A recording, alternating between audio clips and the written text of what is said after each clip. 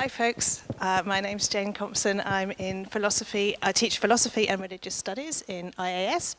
I'm going to be talking to you today about an article I wrote about a training course for taking care of burnout. It was originally designed for nurses, but I'm now trying to make it applicable to wider contexts, including here at UWT. There's my social media kind of is blah, blah, blah, so I thought I'd leave it like that. Okay, here goes. Have you ever felt exhausted, personal inefficacy and cynicism? The bad news is, if that's true, you may be experiencing burnout. But the good news is that you can train yourself to be more resilient and to get over the effects of it.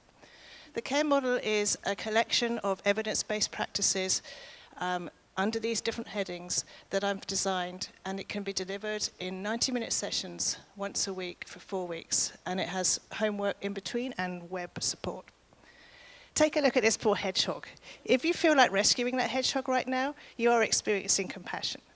Compassion is not just the sympathy for suffering, but also, crucially, the wish to help alleviate the suffering. So have a 10 seconds of compassion. Think about a time when you have given or received compassion, or just take a look at that picture and enjoy.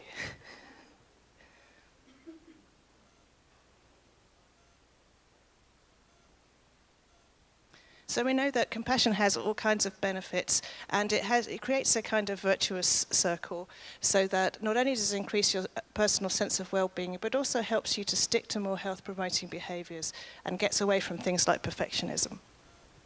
The second part of the care is awareness, and there are 3 elements to this. One is just information awareness about what resources are out there. Another is looking at the situation you're in that might be making you stressed. And the third is a way of being aware called mindfulness.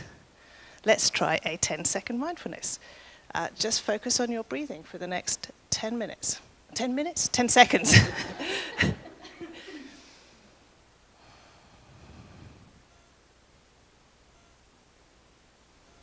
Mindfulness has proven all kinds of benefits. I must say that the irony of this one isn't lost on me. It helps us to be more patient in our lightning-fast instant gratification culture.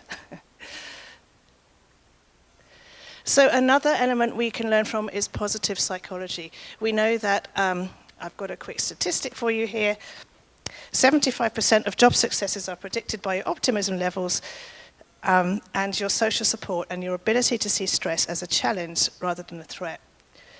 An example of a positive psychology practice is gratitude.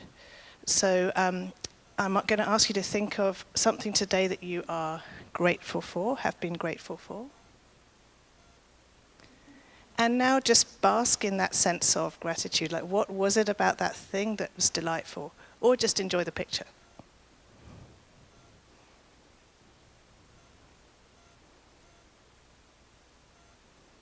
And now take a moment to notice how it feels to have focused on something positive like that, something that you are grateful for.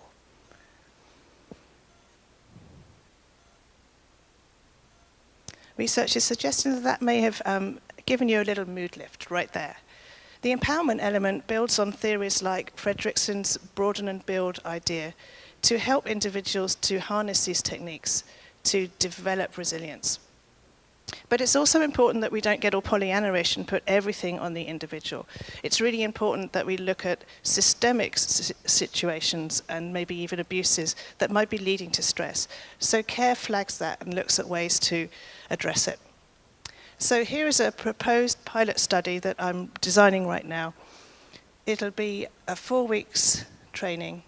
Each session, once a week, 4 weeks, will focus on each of the 4 limbs. And in its testing phase, we'll do a pre-test and a post-test using the Maslach Burnout Inventory and the areas of work-life study. And we'll also get feedback from the group about feasibility. The goal is to develop self-care literacy, increase well-being, to reduce burnout, to create a happier workplace with greater job and life satisfaction, and also see whether it's feasible, whether that is enough for people to notice an effect. If you're interested, we're going to be running this at UW-T, the very first iteration, a pilot, in the first 4 weeks of January, either on Friday or Wednesday lunchtime. So if you're interested in volunteering, let me know.